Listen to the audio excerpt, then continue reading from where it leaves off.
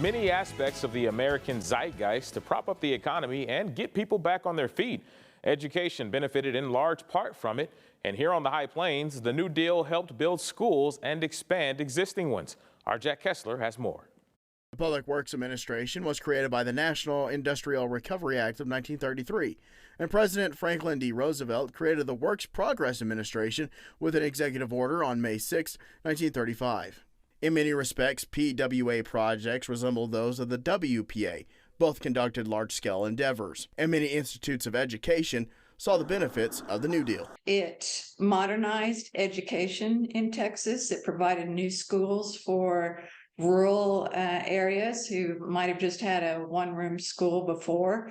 One of those institutes was West Texas A&M University, then called West Texas State Teachers College. At least one newspaper they called WT, the college that the Great Depression built. And they said that really because the New Deal, that WT's administration took advantage of what the New Deal was doing. Buffalo Courts was the first athletic dormitory in the state of Texas, and it was built in 1934. The New Deal would pay students, I think the Works Projects Administration paid students to help build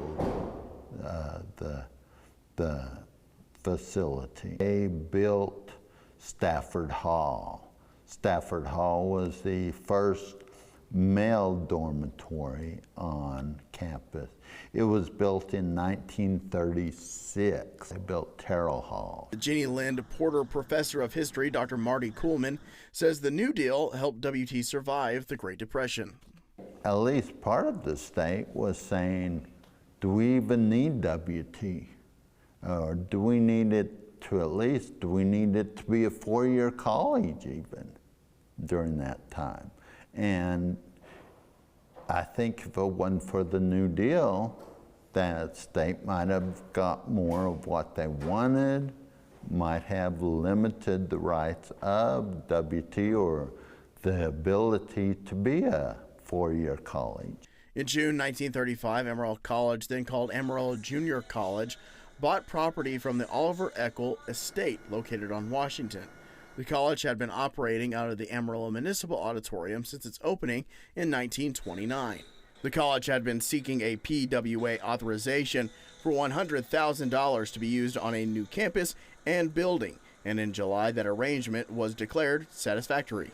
In August, the board passed a resolution authorized by Board President Joe Dooley to execute and file an application with the U.S. for a grant to aid in the building of a two-story junior college with a gymnasium. Building on the junior college would start in 1936 and would open in 1937, and it wasn't until the end of 1939 when the gymnasium was completed after another application to the PWA, all of this according to the book The AC Story, Journal of a College by Joe F. Taylor. Both buildings are still standing at Amarillo College as Ordway Hall and Russell Gymnasium. In Amarillo, Jack Kessler, KAMR Local 4 News. Jack, thank you. One of the oldest schools in Amarillo also saw some improvements from the New Deal. Horace Mann Middle School had a new gymnasium constructed in 1939.